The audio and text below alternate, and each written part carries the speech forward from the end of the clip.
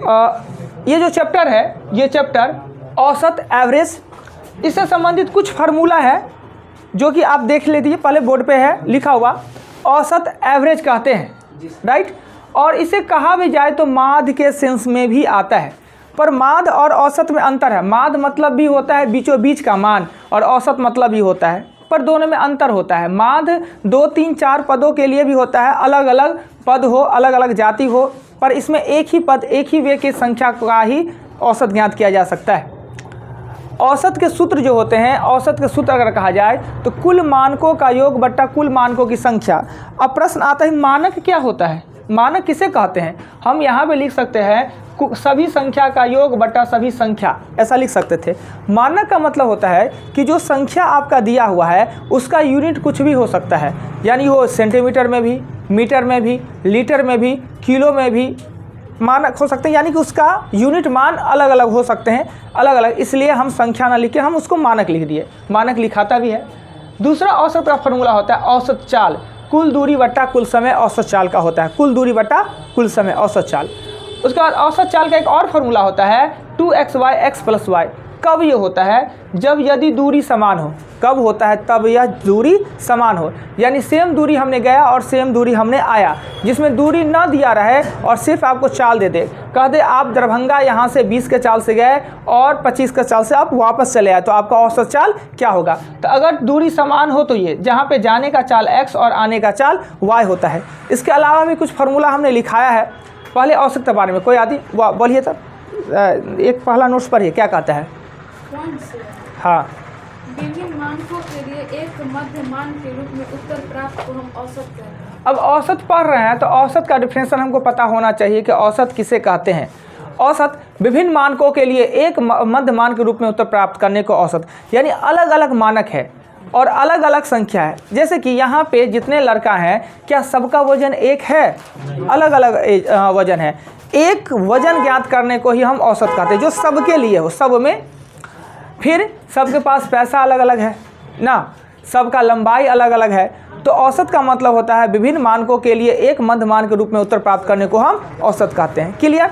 औसत आपसे पूछा जाए तो औसत आप ये डिफरेंशिएशन आप बता सकते हैं। नेक्स्ट पढ़िएगा। औसत ज्ञात करने हेतु हम सभी संख्या के योग को सभी संख्या से भाग दिया जाए। मान लें औसत ज्ञात करना है कि यहाँ पे जितने लड़का हैं, इस लड़का का वजन का औसत, आयु का औसत कर सकता है, लंबाई का औसत कर सकता है, और पॉकेट में पैसा का औसत कर सकता है। तो सबके पॉकेट के पैसा को जमा करेंगे, 10, 20, 50, 100, 200, 500, 500 वाला तो होगा भी नहीं, 100, 10, 20 बहुत हो गया। सबको लेके जमा करेंगे, सबको जोड़ेंगे और देखेंगे कितना मुंडी है, उससे हम उसको भागा दे देंगे ना। यानी कुल सभी संख्या के योग को कुल संख्या के नंबर से भाग देते हैं, यानी n से भाग देते हैं ना। सम को पद से n से भाग दे देते हैं। क्लियर? अगर प्रश्न में औसत देखे, देखिए चैप्टर दिया औसत, और आपको औसत ज्ञात करने को कहेगा नहीं, हमेशा खुद ये औसत दे देगा, आपको कुल ज्ञात करना होगा। चैप्टर औसत का है और औसत यही दो कंडीशन में कहेगा औसत ज्ञात करने के लिए, नहीं तो खुद औसत देगा और आपको कुल ज्ञात करना हो। औसत ज्ञात करने के लिए योग को संख्या से भाग दिया जाता है, तो कुल निकालने के लिए औसत को संख्या से गुना। पता है कि गुना और भाग दूसरे के पूरक होते हैं, राइट। चलिए अगले पॉइंट हुआ। औसत में वृद्धि का अर्थ यह होता है कि सभी संख्या में एक समान वृद्धि। औसत का वृद्धि सीधे वृद्धि और औसत में वृद्धि। अगर क्या होता है कि एक लड़का यहाँ पे आ गए, इंटर अंदर कर गए, तो संख्या में 1 का वृद्धि हो गया, और कुल वजन में अगर वो 50 किलो का है तो 50 किलो वृद्धि हो गया। परंतु अगर यह कहा जाए कि एक लड़का आने से औसत में 2 किलो का वृद्धि हो जाना, लड़का तो आया है 50 किलो का, पर औसत का 2 किलो, यानी औसत में वृद्धि सब में एक समान वृद्धि, औसत में कमी सब में एक समान कमी होता है। यानी एवरेज वृद्धि सबके लिए समान और एवरेज कमी सबके लिए समान होता है। कोई डाउट? आगे। संख्या बढ़ने या घटने से उसकी औसत में वृद्धि या कमी होगा, यह इस बात पर निर्भर करता है कि जाने वाले का औसत से अधिक है या कम है। अब बताइए कि एक लड़का आके इस क्लास में बैठ जाए और क्लास का औसत पहले से 50 है, तो औसत बढ़ेगा कि कमेगा? यही है गड़बड़ी ना। यहाँ पे जितना लड़का 30 लड़का बैठे हुए हैं, एक लड़का बाहर से चला आ जाए तो निश्चित है कि संख्या बढ़ जाना है। संख्या 30 का बदला 31, कोई नहीं इसको रोक सकता है। लड़का पहले यहाँ से 30 है, एक और आ गए तो 31 हो गए, पर औसत बढ़ेगा वो कमेगा ये कहना बड़ी मुश्किल है। अक्सर के माइंड में है कि वो आ गया तो बढ़ ना जाएगा। हाँ जी, संख्या बढ़ेगा, n बढ़ जाएगा, औसत बढ़ेगा या कमेगा वो डिपेंड करता है कि यहाँ पे बैठे लड़के का औसत अगर 40 kg है, आने वाला अगर 50 किलो आ जाए तो औसत बढ़ जाएगा। अगर यहाँ पर बैठे लड़का का औसत 40 है और 30 किलो का लड़का इसमें आ जाए ना, औसत में कमी आ जाएगा। पर आप अपने सेंस से ये निकाल दीजिए कि संख्या बढ़ने से औसत बढ़ेगा या संख्या कमने से औसत घटेगा, ऐसा मत सोचिए। अब घटेगा बढ़ेगा वो डिपेंड करता है कि आने वाला वो औसत से ज़्यादा है कि कम। अगर औसत से ज़्यादा है तो बढ़ जाएगा, औसत से कम है तो घट जाएगा। क्लियर? इसी बात को लिखवा रहे हैं तो उस समय कहते माथा इस पर मत लगाइए, समझाएंगे तो अब समझ में आ जाना है। नेक्स्ट, अब फॉर्मूला। हाँ बोलिए। प्रथम n पदों तक प्राकृतिक संख्या का योग का फॉर्मूला होता है n + 1/2। अगर इसका औसत ज्ञात करना है तो इस चीज़ को देखिए, इतना को मिटा देते हैं। देखिए प्राकृतिक संख्या जिसे कहा जाता है 1 + 2 + 3 + 4 ... अगर 50 दिया है, इसमें n का मान 50 होगा। योग का फॉर्मूला n + 1/2 और औसत निकालना है ना, औसत तो सिर्फ n से भाग दे देंगे तो ऊपर का n खत्म हो जाएगा, बात हो गया क्लियर। यानी योग से औसत निकालने के लिए पद से भाग देना होता है, इसी को n से भाग दे दिए तो कट के नहीं हो गया औसत। चलिए ये प्राकृतिक संख्या का था। सम संख्या का होता है, सम संख्या आपका लिखाता है 2 4 6 ... 50, तो n का मान 25 होता है, कोई डाउट नहीं, पहले पढ़ चुके हैं। और इसका योग का फार्मूला होगा, n + 1। औसत का है, इसको n से भागा दे देंगे, n से भागा दे देंगे तो n प्लस हो जाएगा 1, कोई दिक्कत नहीं सम के लिए। विषम संख्या का है तो विषम संख्या 1 + 3 + 5 ... अगर यहाँ पर 31 है तो n का मान हो जाएगा 16। किसी को आपत्ति नहीं, 16 कैसे होता है? 16, n का मान 16 हो जाएगा। 16 हो जाने के बाद योग का फार्मूला होता है, n²। औसत निकालना है तो n से भागा देना है, औसत निकालेंगे तो हो जाएगा n। विषम में भी कोई अंतर नहीं, कोई दिक्कत नहीं। अब आते हैं वर्गों का योग। वर्गों का योग कहता है 1 का स्क्वायर + 2 का स्क्वायर ... 25 का योग का है तो इसमें n का मान कितना होगा? 25। योग होता है n/6 2n + 1। अब आपको दिख रहा है आपको जी, और n + 1 होता है, तो ये होता है योग का। औसत करने के लिए क्या करेंगे, n से भागा दे देंगे और एगो n कट जाना है ना, और ये 6 नीचे चलाएगा ना, तो होगा 2n + 1 और n + 1/6। यही हमने लिखा है फार्मूला। घनों के योग में क्या होता है, घनों के योग में, घन मतलब 1 का क्यू, 2 का क्यू ... 15 का क्यू दिया है, n का मान 15, कोई आपत्ति नहीं। इसका योग का फार्मूला होता है, योग का n + 1/2 का होल स्क्वायर। जब इसको n से भाग दिया जाता है तो इसको n से भाग देने के लिए 1/n ऐसे होगा। ये नहीं कि यहाँ इसको नीचे में n दे देंगे, हो जाना है गड़बड़, क्योंकि पावर पर ऊपर में वो घेरा हुआ है, इसके अंदर में आप घुस नहीं सकते हैं। इसके अंदर घुसने के लिए पहले इसको तोड़िए तब घुसना है। n चढ़ाएंगे तो ये होगा n² और n + 1 का होल स्क्वायर, यहाँ 2 दूना होगा 4 और 1/n, इससे ये कट कर दिए और हमने लिखा होगा n + 1 का स्क्वायर/4 होता है ये, कोई दिक्कत नहीं। अब आगे पढ़िएगा, वो आगे क्या है। प्राकृतिक संख्या के प्रत्येक पदों के बीच सदैव 1 का अंतर या वृद्धि होता है। देखिए प्राकृतिक संख्या जानते हैं 1 2 3 4 5 6, 1 का अंतर भी कर सकते हैं या 1 का वृद्धि भी कर सकते हैं, कमी नहीं, 1 का अंतर या 1 का वृद्धि कर सकते हैं। और अंतर अगर 1 का है तो औसत में 0.5 का वृद्धि हो। औसत मतलब दो संख्या के बीच में अंतर कितना, 1 का, तो औसत मतलब 2 से भागा देके ना, तो औसत में 0.5 का वृद्धि। प्राकृतिक संख्या में 1 का अंतर या वृद्धि और उसके औसत में 0.5 का वृद्धि। अगर आपसे पूछे कि 5 को क्रमागत संख्या का औसत अगर n है, 2 और संख्या उसमें शामिल कर दिया जाए तो औसत में कितने का वृद्धि, यानी एक संख्या में 0.5 का वृद्धि तो 2 संख्या में 1 का वृद्धि, तो हम सीधे डायरेक्ट लिखेंगे औसत में 1 का वृद्धि। यही बात होता है सम से सम पद और विषम से विषम पद। प्रत्येक सम से सम पदों के बीच 2 का अंतर और प्रत्येक विषम से विषम पदों के बीच भी 2 का अंतर, तो उसके औसत में 1 का अंतर या वृद्धि ना, ये बात याद रहेगा। आगे वो पढ़िएगा। प्रश्न में दी गई संख्या यदि समांतर श्रेणी में हो तथा पदों की संख्या विषम हो तो मध्यमान की औसत कहलाती है। अब देखिए कि समांतर श्रेणी आपने पढ़ा है। समांतर श्रेणी का मतलब होता है कि समान अंतर के श्रृंखला, यानी सभी पदों के बीच एक समान अंतर, वो अंतर प्लस में हो कि माइनस में, उससे नहीं लेना देना है, डिफरेंस होना चाहिए सेम। जैसे कि अगर हमने लिख दिया 10, 15, 20, 25, 30, 35 लिख दिया, ये समांतर श्रेणी में है। इसका औसत ज्ञात करने को कहे तो हम सबको जोड़ लेंगे और 6 से भाग दे देंगे। 35 के बाद 40 तक लिख लेते हैं, 40। इसमें n का मान कितना है? 7 है, तो इसका औसत क्या होगा? तो बीच का पद होगा। तो इसमें से इसके 3 को हटा दिया, बीच वाला क्या हो गया? औसत हो गया। अगर ये बहुत बड़ा संख्या है तो क्या करेंगे इस कंडीशन में?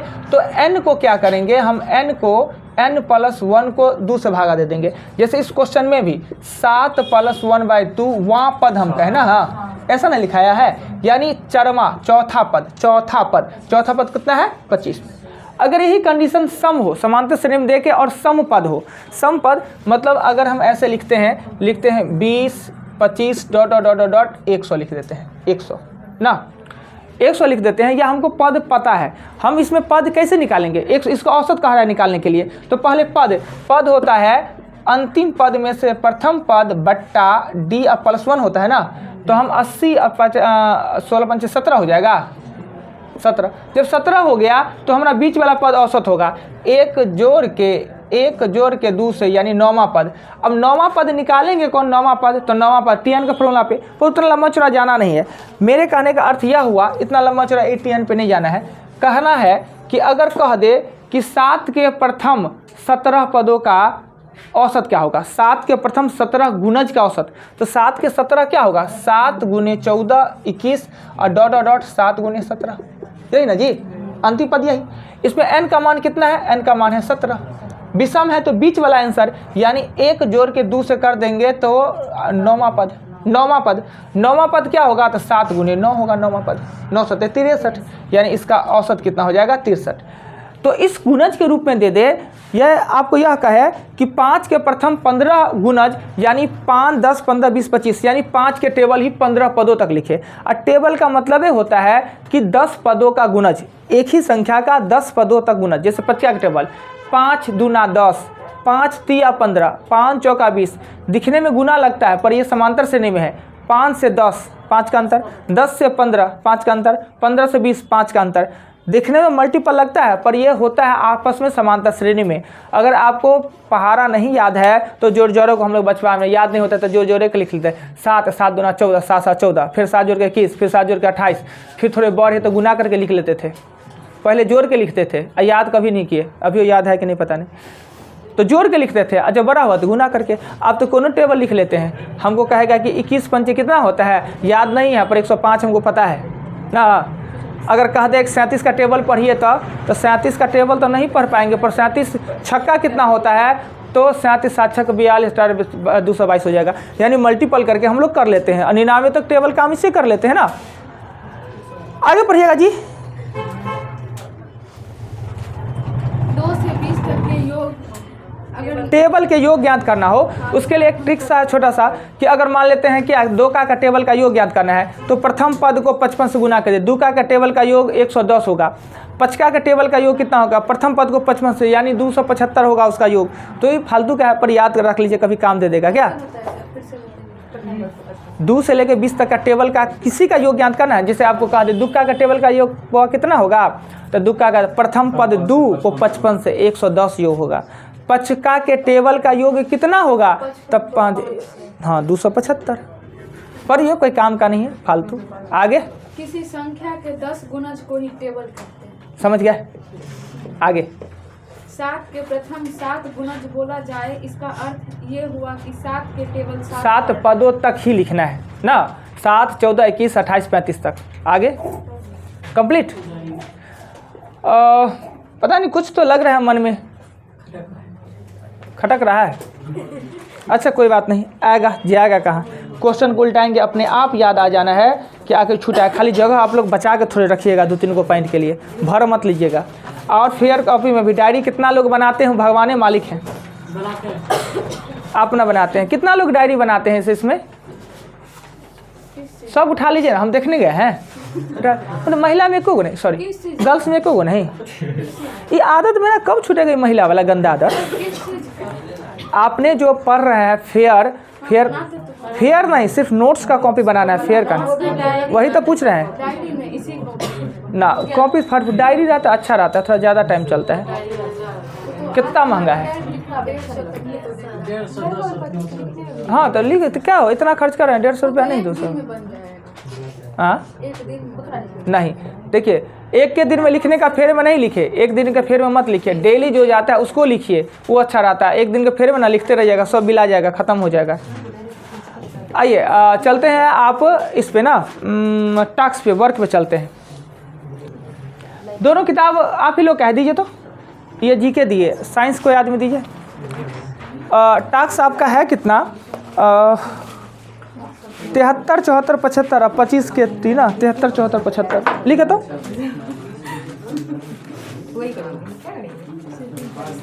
हाँ 73, 74, 75। कोशिका भित्ति जैसी रचना नहीं पाई जाती है।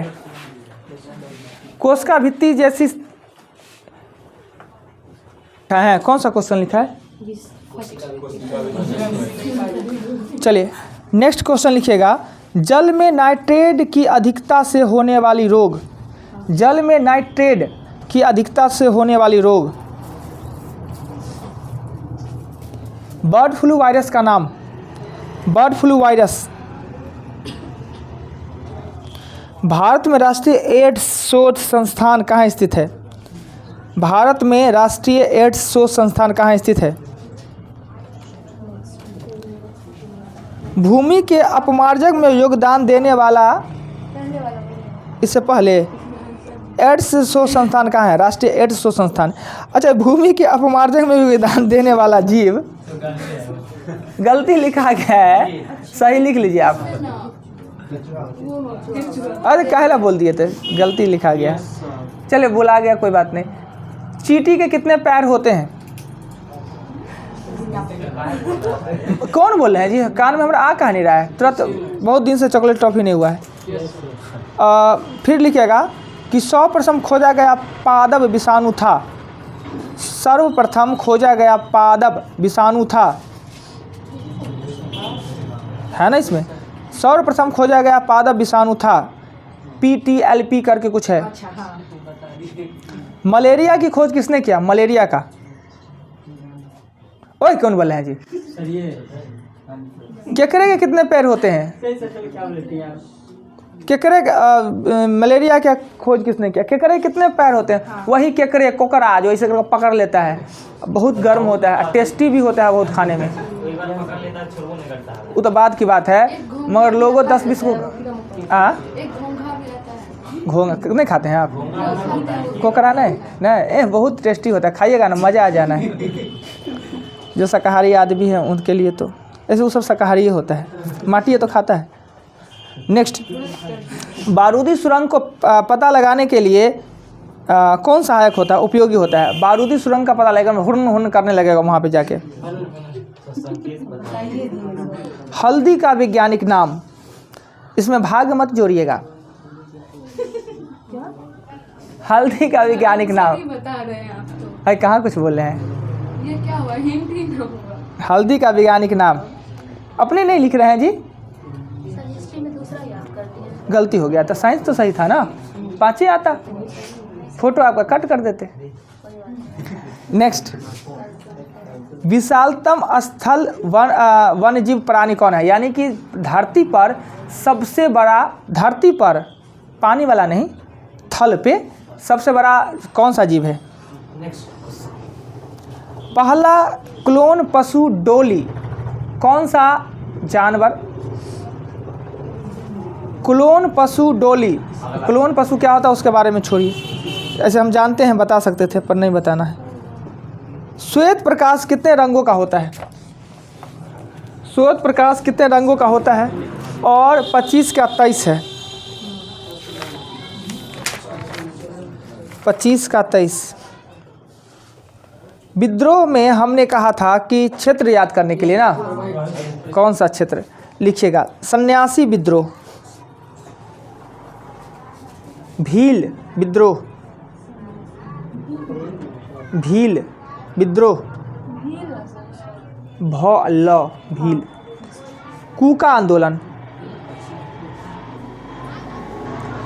अहोम आंदोलन, कूका, कूका, एगो कुकी भी है पर कूका लिखना है अभी।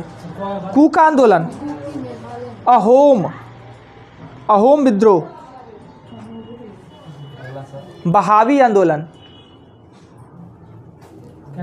बहावी आंदोलन, खासी विद्रोह, गारो और खासी जनजाति है, वो मेघालय में पाया जाता है, विद्रोह है, खासी विद्रोह। हो गया 20 फुट गया,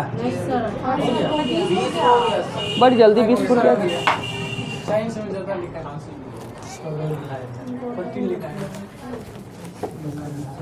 विषाणु, ब्लू बेबी, H5N1 पुणे में है। केचुआ, सुअर लिखे लिए थे। जीव लिखा ना, अगर जानवर लिखता ना तो सुअर दे सकते थे, पता है, जानवर देता तो लिख सकता। सुअर इतना खेत को खूनता है ना, माटी को खून। TMV, TMV, हाँ 6 TMV, रोनाल्ड रॉस, केकरा के 12 गो पैर होते, 10 को पैर होते हैं, 10 को होता है, 4 गो इधर 4 गो इधर, 2 गो दांत वाला, 10 कहाँ देख लियो बार। कौन इसमें से है, कल वो पकड़ के लाइए तो केकरा को ला सकते हैं। वैसे भी हो गया ना, 4 इधर 4 इधर, 2 गो दांत वाला, और दांत में ही करेंगे 2 गो ऐसे नोखी वाला रहता है, उसको नहीं 2 गो गिनेंगे, 1 गो गिनेंगे, 10 से गो होता है। मधुमक्खी, हाँ अच्छा, मध वाला 2 प्रकार का मधुमक्खी होता है, एगो छोटकी एगो बड़का। अब बड़का कभी काट लेगा ना, पीला काला, हम लोग छोटकी बड़का जानते हैं। एगो मधुमक्खी होगा तो भौरा होता है। हाँ, इसी के लिए क्या है, कुमकुमा, लौंगा, हाँ करकुमा, जो भी कुरकुमा करकुमा। अफ्रीकी हाथी होता है, अफ्रीकी हाथी, व्हाइट होता है अफ्रीकी हाथी। भेड़ होता है, डॉली भेन थी, 7 गो होता है। और इसका कोई आदमी जो सूत्र के साथ लिखे हैं, बहुत सुंदर, VIBGYOR। और ये कभी आपको हेल्प भी करेगा, पूछ भी देता है कि कौन बीच में आता है, कर्म पूछ लेता है, तरंग धैर्य पूछ लेगा, प्रकीर्णन पूछ लेगा। तो ये उल्टा पुल्टा भी होता है, कभी कभी खूब गलती होता है। बंगाल में,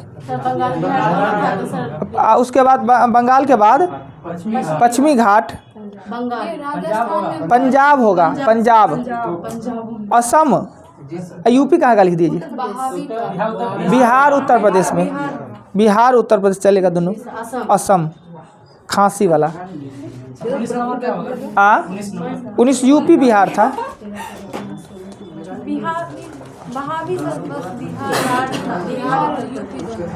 अच्छा, इसमें ऐसे बहावी आंदोलन है, बहावी आंदोलन, वो बिहार उत्तर प्रदेश दोनों तो है ही।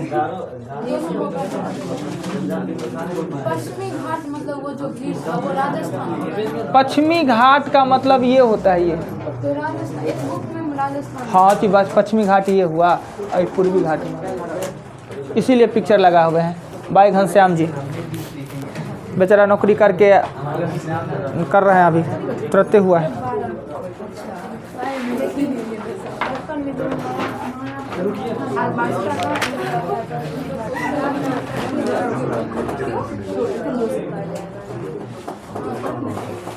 देखिए 26 नंबर आप टॉपिक याद करना है, महाजन पद और उसके राजधानी, बहुत इंपॉर्टेंट है। 16 महाजन पद थे, उसकी राजधानी ओनली फॉर याद करना है। सुन, हाँ टॉपिक 26, टॉपिक 26,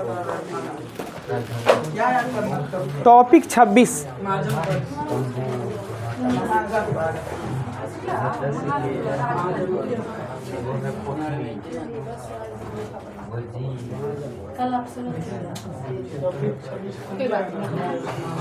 चलिए, आपने लिखा नहीं, वो आपका बात तो सुने कल घर पे है ही नहीं। 19, 20, 19, 15, 19, 12। लड़का सब में कुछ अथी आ रहा है जी, थोड़ा सा एनर्जी आ रहा है, बहुत बढ़िया। आपका जी, कौन गंदा गंदा बात बोलते हैं जी? 19 13 15 17 20 16 18 बहुत बढ़िया, ऐसे ही एकदम एनर्जी लाइए और परफॉर्मेंस दिखाइए। और जैसे ज़्यादा एनर्जी दिखाइएगा तो उसका उपाय है मेरे पास कि थोड़े टैक्स बढ़ा देंगे, बढ़ेगा ही। चलिए आज के लिए इतना ही। कल सोमवार है ना, रविवार है, सोमवार को आइए।